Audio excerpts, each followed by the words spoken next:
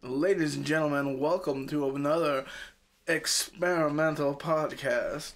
Today we are here once again with Travis, aka Officer Horror Time. Travis, welcome to the show. Hi, thank you. Great to be here as well. Anyway, so last time we teased we were going to talk about the video games that we play that influence us now, how we play games. Not just our current play styles, but the games we like now. Yes. Something along those lines. Did you want to start off, or should I? Let's just jump right into it. I was going to say, one of the earliest games, besides Mario, Mario's a given from pretty much everyone, Yeah. would be Mike Tyson's Punch-Out! Like the old arcade box one, or like for the... On the Nintendo Entertainment System. Thank you for interrupting me, Travis. I'm sorry. You're fine. But yeah, some people don't know there's an actual arcade version of that game, and that got ported to the NES, but they changed it around considerably. In that old arcade version, there's actually two CRT TVs stacked on top of each other.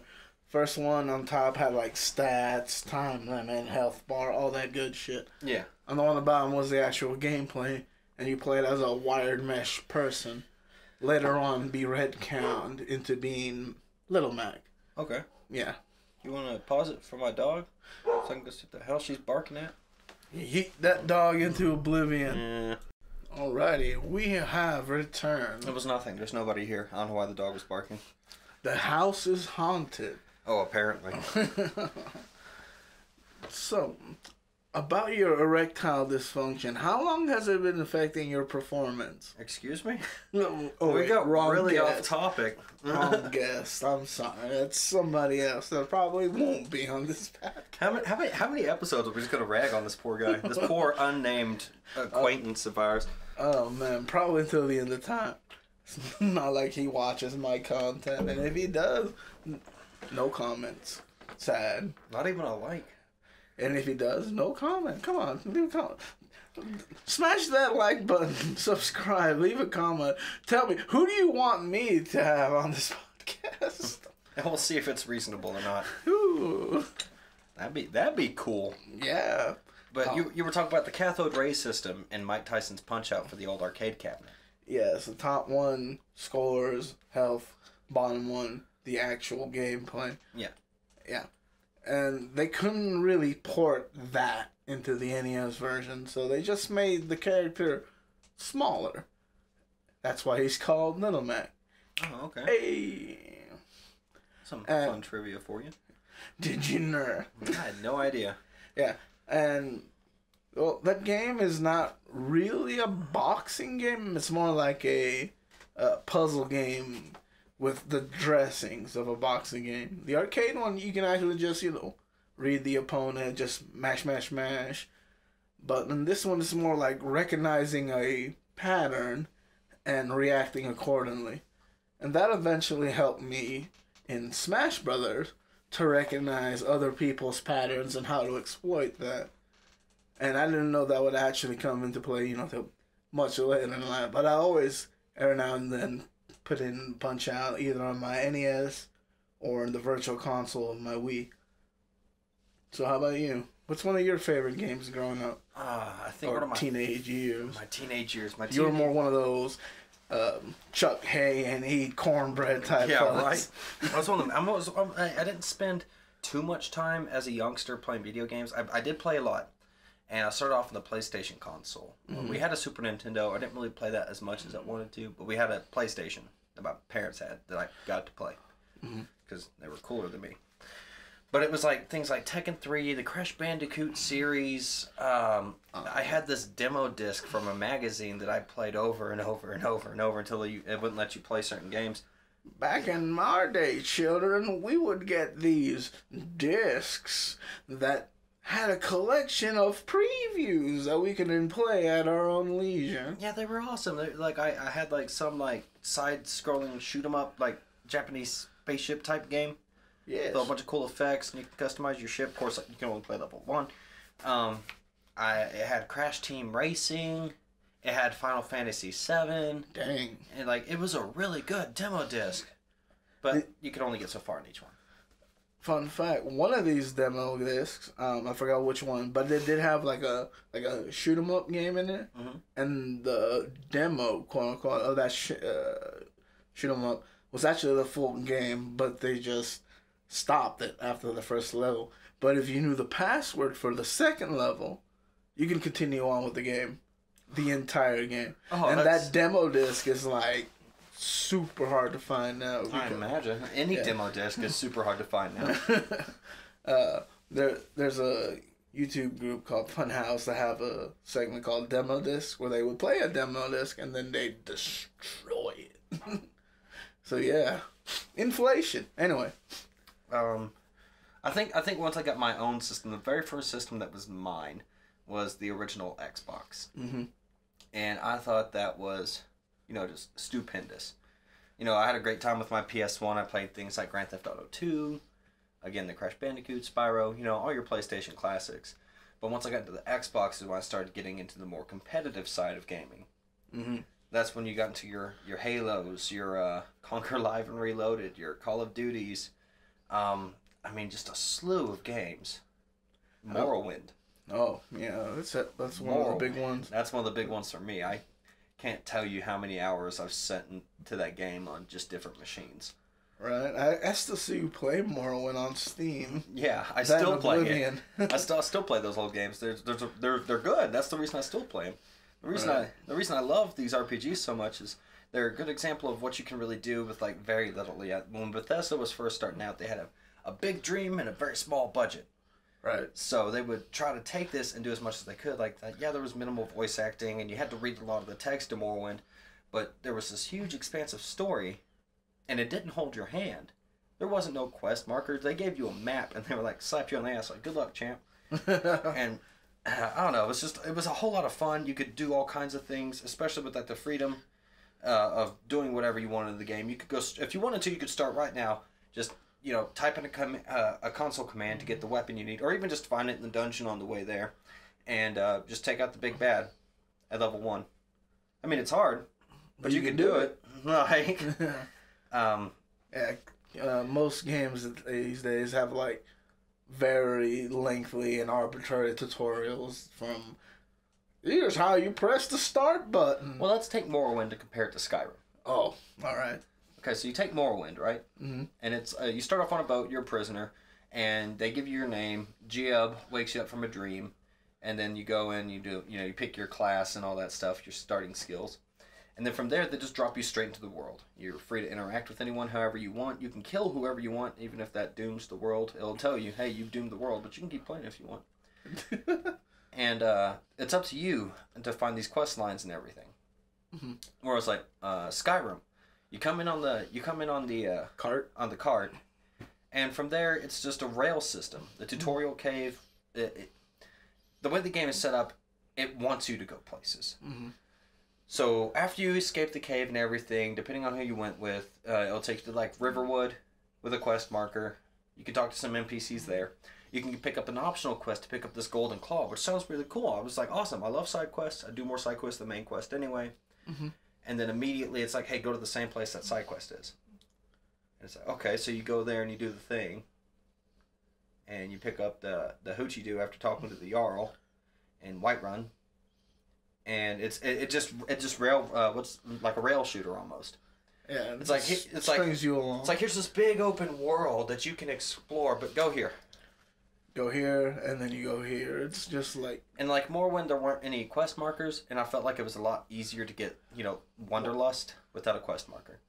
So I'm wandering through Skyrim, trying to just explore and do what I want to do, but I'm always drawn to that little arrow on my compass that says, hey, you should go this way, man. Like, this is the way to go.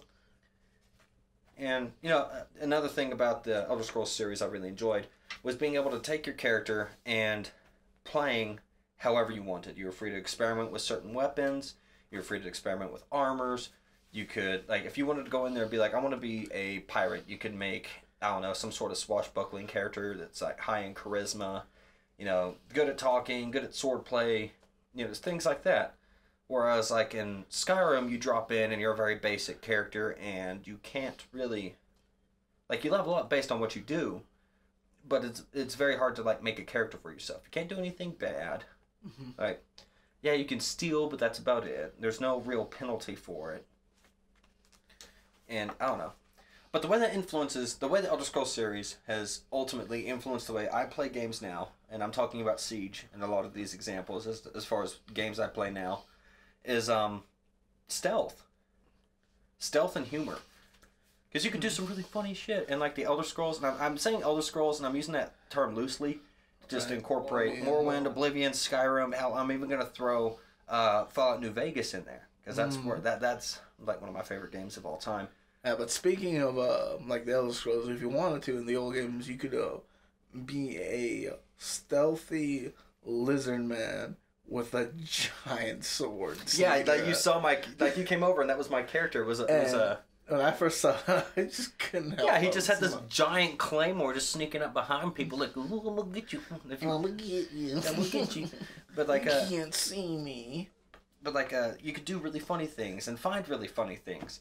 And like, the game doesn't have to be serious all the time. Right. And like, stealth. And like, that's where I learned how to be sneaky. That's where I learned line of sight was from that programming in Morrowind that first gave NPCs like line of sight detection.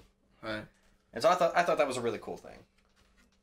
Yeah, it's real neat. Oh yeah, I could go on and on about Fallout and Elder Scrolls, but Speaking of Fallout, it's a shame what they did with 76. I don't want to talk about it. Are you sure? I think we're gonna spend some time like how the older games, like you said, they gave you so much freedom, like New Vegas and even Fallout 3 to a certain extent. Yeah, to like actually role play and come up with your own character and backstory and figure out what you're gonna do, how you're gonna do it, and with what tool. And then 76 comes in and being like, and you're like, what? Yeah, 76 comes in and it's like, it's a survival sim. That's Fallout themed. I could get behind that. I really could. But then they were like, it's a broken survival sim so with level lists. So it restricts which areas you can go if you're a certain level. And your loot is based... Like, I thought you find a shotgun, you find a shotgun. Not you find a level 1 shotgun and it sucks ass, but that level 3 pistol over there is far superior. Like just doesn't make sense. So disheartening. The feels. The letdown. The lack of refund. Oh, yeah, that's another thing. I can't believe they did that. I don't know what's been up with Bethesda lately, but they've really let me down. Yeah. Been a fan since Morrowind, Fallout 3... Oblivion, New Vegas, those are some of my favorite games of all time. Skyrim was 4 a little bit. Fallout 4, I really like Fallout 4 for the gunplay, but again, it felt like Skyrim. It felt like a railed quest line. Yeah. Like you had to do this to do this and to go there. Couldn't really seek would break. Yeah. Just had to do this, do that, and then do that to do someone whatever. Yeah, exactly. But do you know where that makes sense? Yoshi's Island, aka Super Mario Brothers. Yes, 2. That is a very linear game.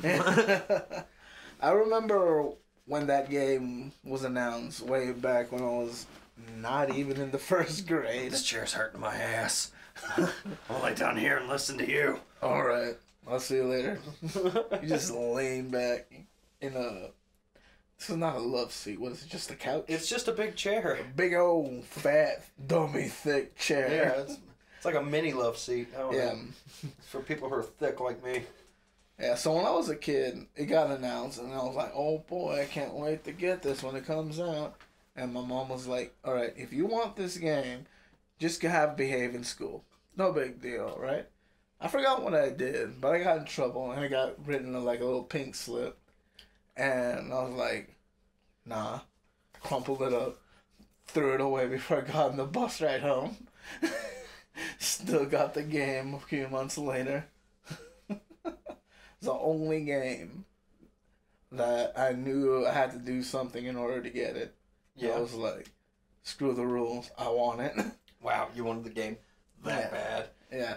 And that's when I learned sometimes you just have to play dirty a little bit. I don't think that's the right moral of the story here. The moral of the story, kids, is to always be honest and sincere, and things will work out for you in the end. Crows, I think, does not condone cheating in the classroom or workplace. That is correct. That's correct. But if you're playing online, if you know somebody's not good against another character, go for it. If you're that dickhead who pulled the exploit in the For Honor tournament for 10 grand, I mean, good on you. You know which one I'm talking about? No, I forget which exploit it was, but there was like some like pretty much insta-win exploit you could do to kill your opponent. I think it was something cheesy, like kicking him off a ledge or some shit like that. And this guy, it was an EA, it was a tournament for Honor, and the prize pot was 10 grand. For Honor, I think it's a Ubisoft. It's Ubisoft, yeah. Ubisoft. And this guy won because he pulled that exploit at like the last round or whatever. And like you can even tell the person handing him the prize is like, "You're a dirty bastard." Like, you should have patched it out. He showed no remorse whatsoever. He's like, "Yeah, I did it. I'll do it again." Like, the game devs knew about it. How come they didn't patch it out? Right? Losers. That's my 10 grand. Yeah. About to spend it on blackjack and hooking. Like, how would you feel if you were playing Smash Bros. Right, for a big old pot of money, right? Mm-hmm. And you come in, you go through your little Mac, you're doing your shit. It comes down to like 1v1 stock, and out of nowhere, he hits you with like a jab that does like 200% damage and launches you. Ooh, that's Nintendo. Exactly. That's pretty much how they felt. They were like, "What the fuck? You can't just kill him right off the bat like that." Ooh. Anyway, back on to what you were saying about Yoshi's Story. I just remember everything looking like it's made out of cardboard. Yeah, no, that's Yoshi's Story. I'm talking about Yoshi's Island. It was on the Super Nintendo. Oh. Yoshi's Story was on the N64. Oh, my bad. That's what I was thinking of. Yoshi's Story was alright. I remember when it came out, and I decided, oh yeah, I'm gonna pick this up from Blockbuster, rent it for a weekend. Rest in peace, Blockbuster. And anyway, so I got it. It was fine. Everything wasn't really hard. Wasn't really that easy. It was just middle of the road, and it was somewhat disappointing. Were you that disappointed about it? Well, I've been wanting a sequel to Yoshi's Island for I think about, let's say, 6 years at that point. Okay. I don't really remember exactly when Yoshi's Island came out and when Yoshi's Story came out. So let's just say 5 years. And I expected more of the first game with a little bit extra, but it was just... It's not that it was too different. It was different enough, but not as challenging.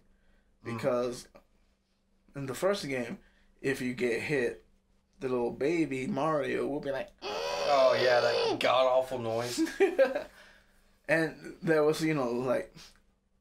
some stakes, like, do you really want to risk doing this and risk having to listen to Baby Mario cry, or play it safe and just have to wait a little bit while playing this level? But in Yoshi's Story, it was just, you have health points, you can regenerate them somewhat easy, and you do that by eating fruit, and there's fruit all over the place, and the only way you win, if I remember correctly, was just collecting all the fruit in a given level, and every time you eat a fruit, it would fill out the border of the game, so you can visually see your progress. Yeah. And then after you do it, Yoshi will be like,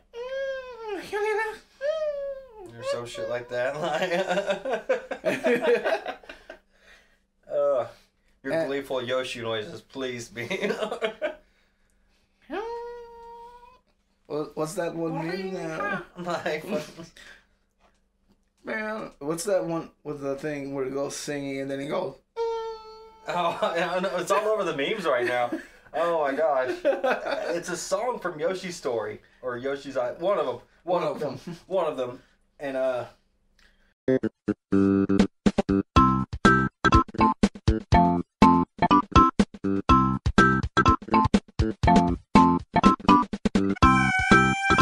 we'll put that clip in, because like... Yeah. So that you guys can hear it. Yeah, exactly. God, so Yoshi's Story taught you to cheat. Yoshi's Island. Yeah. A bad lesson. A bad lesson. It sounds bad when you put it that way. I would do it again. Yeet that pink slip out of the bus. This is the April Fool's episode, or the April Fool's issue of that Nintendo Power magazine, where like showed Yoshi as like an unlockable Pokemon in the original Pokemon Red and Blue. Oh man, you remember that one video we saw the other night? Yeah, that's what I'm talking about. It was like we're like talking about like you doing a whole bunch of pointless stuff, and then suddenly your Dragonite evolves into a Yoshi sprite, which would have been cool. It would have been. That's just my failed attempt at a segue to talk about my next game that influenced me, and that's the original Pokemon Red and Blue series. Yeah, Pokemon. I have been playing Pokemon since '98, son. Get on my level. I have never stopped. Okay, I did stop there for a little bit in high school just because time. Let's see. I played Red and Blue, the U.S. releases, Yellow, Gold and Silver, Crystal, Pokemon Fire Red, didn't get Green. And I think it was a huge hiatus, and I got back on and on Heart Gold and Soul Silver on the DS. So good. And then Sun and Moon. Skipped all the other ones. I was like, That's most of them. Yeah, that's most of them. So I played Red. My friend let me play his Yellow once he was done with it. Mm-hmm. But that was years later. So I played Red, and then I went on to Silver. Then I played Ruby. And I think after that was the Diamond and Pearl. I didn't think I played Diamond and Pearl. No, I played Fire Red, the remake of Red and Blue. I didn't play Diamond and Pearl because I don't know. That's about that time when people wrote. I was like my friends negatively influenced me. Oh, Pokemon's for losers. You're a loser. Get out here and play football. So, and then after that, I picked it back up with Soul Silver and Heart Gold. Mm-hmm. Black and White. I played Black. Then I played White 2. And then I got Y. And then after Y, I got Moon. And then I got Ultra Sun. And now I'm waiting for myself to get a Switch so I can play Smash Bros. With Yosh. And I can play, I think I'm going to get Pokemon Sword for the edgelord jokes. But, what I really liked about Pokemon, and it was it introduced me to weep stuff, first of all. It was my first anime, it was my first manga, it was my first, collectible card game, it was my first Pocket Monster type thing. It was just, it opened my eyes to a whole new side of the world that I wasn't even concerned with up until this point. Right. So I thought that it was, it was kind of like somebody opening a window and being like, what's that out there? And it's like, just, you've been stuck in this room your whole time. Pokemon. It's so fun, Pokemon. And I got so into Pokemon that my mom was convinced I was obsessed. Oh. And she took everything I owned that was Pokemon and threw it out. Yikes. Which is kicking us in the ass right now because some of that stuff I looked up is worth like hundreds, if not thousands of dollars. Like, do you ever bring it up? Like, hey, if you would have kept... I did once because I did have a first edition Charizard. I had a first edition of the entire base set. All of them.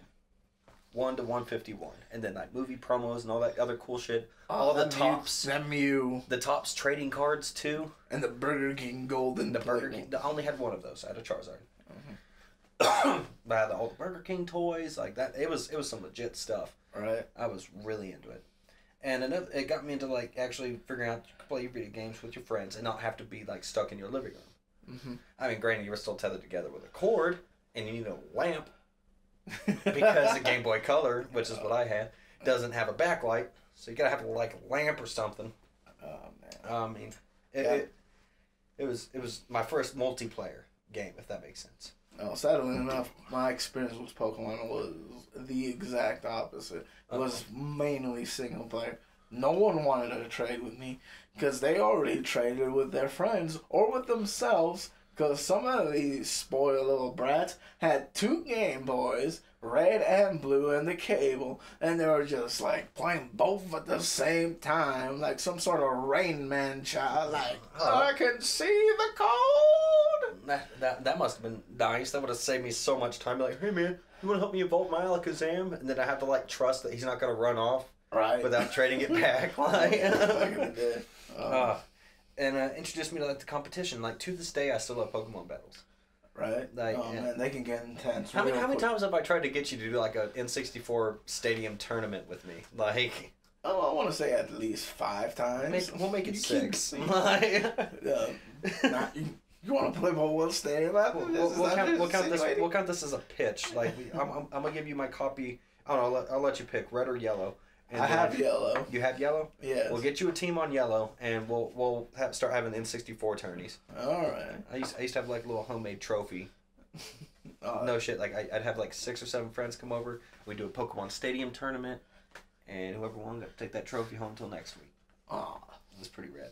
That actually sounds pretty dope. I can't wait to kick your ass with my team of 6 Mewtwo's. Oh, I'm ahead of you, man. I'm ahead of you. And like Mewtwo ain't unstoppable. He's strong in Gen 1. He's really strong in Gen 1, but he ain't unstoppable. And like maybe two Ghastlies. And can we talk about their fucking like public image? Like the Pikachu and Charizard? That's all you really need to sell me anything. Right. If it has to have one of those 2 characters on it. Big fat Pikachu. No, the Gen 1 fat Pikachu's the best. Oh my gosh. That dummy thick Pikachu. And like this was also one of the first games I had where it had like mysteries and rumors. You know, this is before the internet. Right. So like somebody would tell you like the truck in Vermilion City by the SSN. It has Mew on the truck. Yeah, like you have to go over there and use strength on the truck, which means you have to do a glitch or a lost battle on purpose to keep the SSN from leaving after you get the cut HM. And then cut the tires. And then you have to come back. No, and then you have to come back. Or use strength on it. Yeah, you gotta come back and surf over to the truck and use strength on the truck. And it'll activate. And nothing happens actually. Yeah. Or like I know the Mew glitch by heart. Yeah. Where you go up Nugget Bridge, you go battle the Slowpoke, use Growl on it 6 times, and then I think you faint it. No, you let it beat you.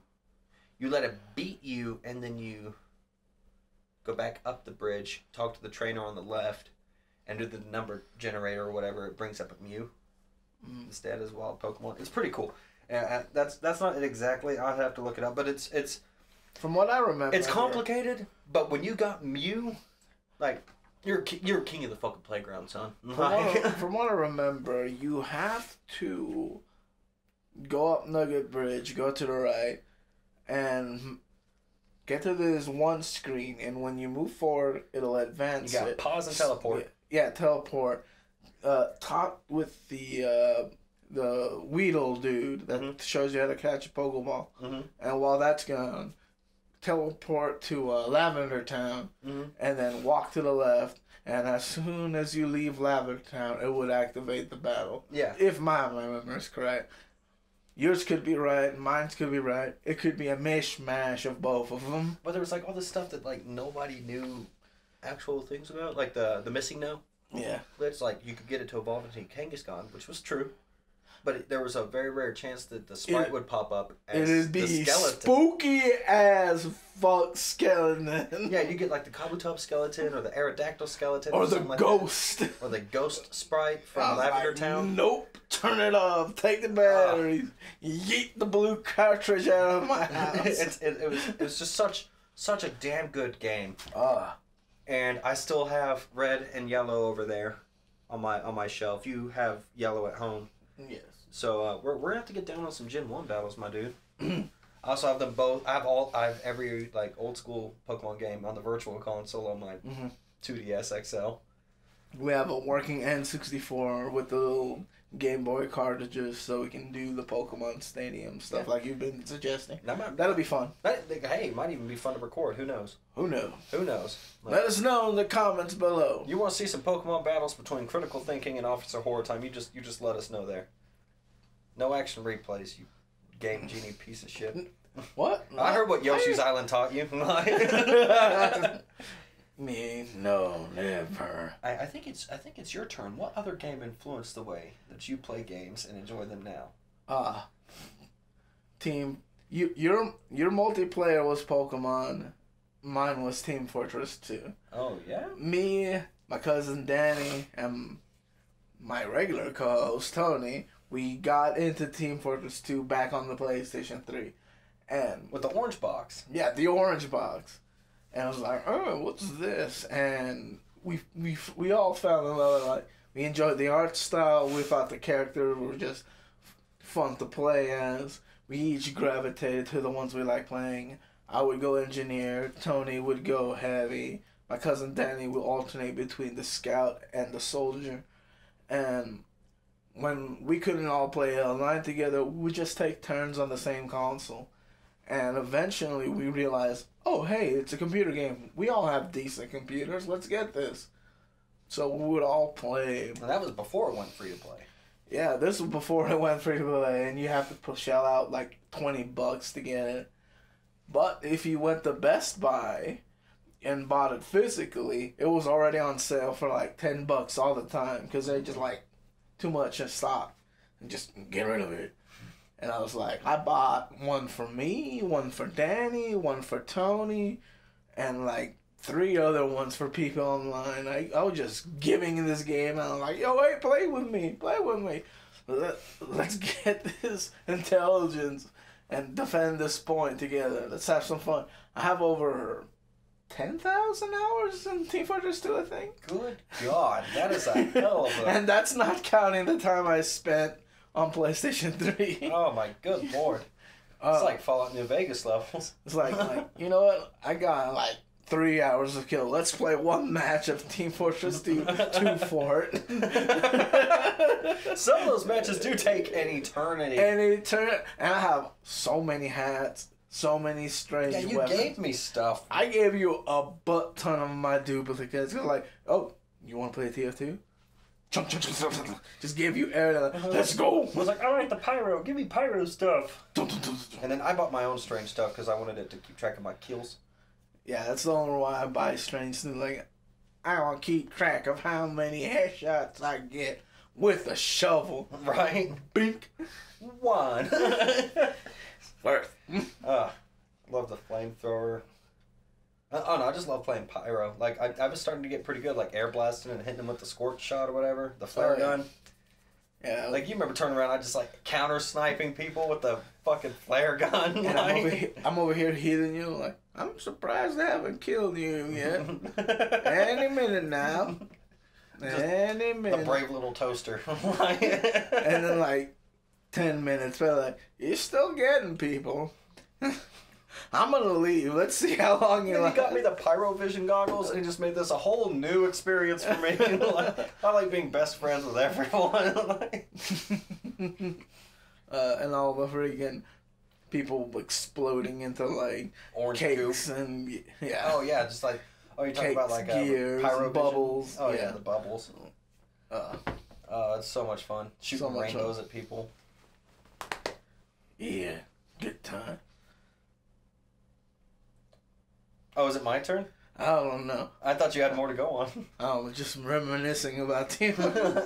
And I was there when they introduced the last awaited Meet the Team video, Meet the Pyro. Oh, that was so good. Oh, I had the screenshot somewhere of it saying 0000 until the Pyro video comes out. I was like, I'm gonna get it.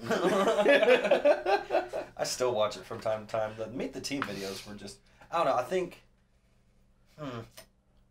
I feel like TF2 is one of the first games that had their story outside of the actual game where you had to go and look for it. Yeah. But unlike things like Destiny or Overwatch, once you watch like the story to TF2, or like the little character bios and stuff, it made me want to immediately get in there and play the game. Like, it wasn't like Overwatch. I'm like, well, that was neat. Yeah, there's so many things to the characters. But like, oh, this sounds pretty interesting. Let me actually play the game. And then you're like, oh, what else is there? And then you want to play the other characters you learn more about. Oh yeah, I think it's because they each play them up as each character is a hero. There's no like villain in TF2. So no matter who you pick, you're not the bad guy. You know what you're doing. You're a good guy. You're the best of the best. You're that sniper that sits up there with 16 jars of pee waiting on that perfect shot. Like, you're that fucking schizophrenic pyromancer that's just, I don't know. There's just so much stuff going on. You're the soldier talking to the heads on sticks. I fear no man but that thing. Oh, when those memes scares me. So good. You know what games I really enjoy? What? And you know I really enjoy these a lot more than you do. And instead of just picking one game because I couldn't, and like I set up, like you know I was up till like 5 a.m. like working on this shit and watching streams. Let me hear yes. Gotcha games. It's horror games. Horror games. Horror Close games. enough. I couldn't pick a favorite. There's so many good ones, and there's also so many terrible ones. They're like it just encompasses a whole spectrum. And what you look at when you're looking at a horror game is it's a lot less like a game and more like an experience or a movie. Mm-hmm. And like when you're playing a horror game, their main focus is what's the word? Immersion. Right. Like you have to be there. You have to believe you're there. Otherwise, the game's not scary. Mm-hmm. That or you have to feel empathy. You have to care about the character you're playing. If it's a narrative-driven horror game instead of something like Five Nights at Freddy's, for example. Yeah, Five Nights at Freddy's I think is a bad example of a horror game. Yeah, it's got great atmosphere, but the jump scares. That's like the height. That's the pinnacle for the FNAF series. Is just jump scares upon jump scares, and they're cheap, they're dirty. I just Unfortunately for me, everything startles me. Well, it's easy to get startled. It's something entirely different to be scared. Like I could come up like if you were over here playing a computer game and I came up behind you and like tickled your rib, you'd probably be startled, right? Yeah. And then you're immediately okay. Thankfully. Yeah. Now, let's say you're playing a computer game in here, right? Mm-hmm. The lights start flickering. You notice the game's getting really quiet. You know something's wrong, but you don't know what it is. You get that feeling of dread. I'm already getting it. You're already getting it. Stop. You get that feeling of creepy dread. story reader, man. Stop. It's what every horror story wants to be. Yamano. You want to build that atmosphere to where when the scare does come, it's a lot like a story arc. It's got the rising action and then the climax and then the fall, the de-escalation and the resolution and all that. Yeah, the escalation, the climax, the de-escalation. Yeah, all that stuff. So you got to pay attention to that whenever you're trying to do something scary. Mm-hmm. So like with FNAF, it's just like a flat line with a spike, back down another flat line. Mm-hmm. The atmosphere stays the same, the story stays the same, what you're doing stays the same. Mm-hmm. And then there's jump scares. And then there's games like Silent Hill 2. Silent Hill 2, PT, Clock Tower, Sanity's Requiem, or Eternal Darkness, Sanity's Requiem. It's got a long title. But there's all these great horror games that build that atmosphere. Right. The only Silent Hill game I've been able to beat is Downpour. And I think that's like Silent Hill like 6 or 7? No, I think it's 6. But I don't know, it's considered on the lesser end of Silent Hill games. I liked it. I think it was good. It had a good story. I could not beat Silent Hill 2. Because I would go through and I knew what to do. I knew what the puzzle wanted me to do. But I did not want to go down that hallway. I didn't want to go into the next room. That sense of dread was too great. That sense of dread was there to keep me from progressing. It was scary without having to startle me every couple seconds. Every now and then you see a monster, and it's not like a startling, oh, there's the monster, and it's gone. It's a, oh, there's the monster, how do I get away from it? It becomes less of a, it becomes a puzzle in and of itself. Mm-hmm.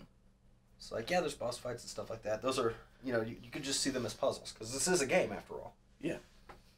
And that's another thing that horror games really got to me, and this is going back more to the gameplay thing, is, resource management in like a lot of the Silent or like Resident Evil games. Resident Evil Biomansion. Where you have to, you get all these resources, but you don't carry so much with you. Mm-hmm. So you have to learn how to manage that resource and use it to its best potential. And another thing that another two things, I'm just going to cover these two topics really quickly. The horror games taught me is exploration. So, like, the more you explore, the more you discover. You could find lore on the characters. You could find extra ammo. You could find maybe some healing items. Just the more you explore this uncomfortable, dark, area, the more it rewards you. And that ties directly in with what I'm about to say, the risk-reward system, which is what I love about games.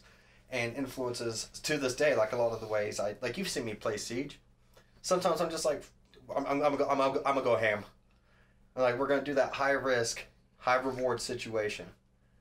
So, like, if I take out all 6 of those dogs with just my knife, I'll have 60 bullets for the boss. Which is translated to playing in Siege. 8 of them are in there. If I come up from behind, I can get all 8 of them without them noticing me. Like, I know there's only like 5 people on Siege, but you know what I'm saying. Yeah. It's that, you gotta weigh your options. Speaking of high risk, high reward, eventually that's the style I adopted to play Smash Brothers. I know that. I bet you guys didn't know that Little Mac was actually an air fighter. An air fighter. You just have to go for those aerial suicides and just get it. And then you're like, it wasn't a suicide if I lived. You're right. I forgot when exactly Tony and I started doing that with Little Mac back in Smash for Wii U. But I forgot who we were watching on screen. Someone did it, and then Tony was like, I can do that. Watch, next game. Let's go. Turn this off. Turn the Wii U on. And he did it. And I was like, alright. Guess I can do it too. And it was, not that it was hard. You just had to commit to it. If you were going to take that plunge and you stop, your opponent knows what you were trying to do. So if you actually commit the next time, they'll be ready. They would spot dodge in the air and then get to the ledge, and you would just eat it right there. Lose your last stock. They've made it more viable in Ultimate, thankfully. Yeah. So it's not like a last ditch of it. It's just something you just throw it out there. But I already did all the risks involved in the last game, so I know when to just go for it. If I have to, if they're at the very edge of the blast zone and they're just trying to SD, I was like, no, I'm not gonna let gravity win. I'm gonna take your last stock. Just go in there and then get it. Just yeet it. And Tony, with his nest, just PK fire, PK rocket. His PK Thunders are the one, or is that the one where like shoots off? Like where it arcs and stuff. Like he is ridiculously accurate at those. I don't even know how he does it that well. It's because he's just like, you know what? This is great for moving across the stage somewhat safely, because if I touch someone, they get hurt. And even if I use it over and over again, it still does enough knockback. So even after like 50 PK Thunders, it'll still launch an opponent at the end. And he just like, nah, I'm going to get it. I'm going to get it. I don't care if you know what I'm going to do. I'm going to do it. Just higher risk, higher reward, all the time. Oh, yeah. Even it's like, that's why he started doing spikes more, because it's easy to get Ness over the edge. If you know he's going to do that PK Thunder, you just got to hit that little ball, and then Ness just falls to his death. But he doesn't care. It's like, I'm going to win, and I'm going to win every time. That's his mentality. And I think he got that from me, because before he didn't play Smash as often as he does now. Yeah. We just started playing a lot 2015, 16. And it was like, I need to be more aggressive, because, like I said, I adopted the aggressive risk-reward type strategy with Little Mac. And he was playing Ness, and he capitalized on his PK Rocket, which is what we call the PK Thunder when it connects, because it turns Ness into like a rocket. Oh, okay. Yeah. The other official term is PK Thunder 2, but PK Rocket sounds better. PK Thunder 2, Electric Boogaloo. Like, really? I can't believe you did that. Oh, fuck. You I have to can't do believe it you've too. done this. I saw my keys. I was like, the hell is that? How dare my keys be on the wall where I place them, throwing me off when I stretch. Wow, has it already been that much time? Yes. Well, I think it's your turn. I did the outro last time. I think that's all we have to say about games, how they influenced us, and how we enjoy games now. But if you want to listen more, don't forget to hit that subscribe button, leave us a like, a comment. And until next time, thank you so much for watching. Take care, have a wonderful day, and goodbye.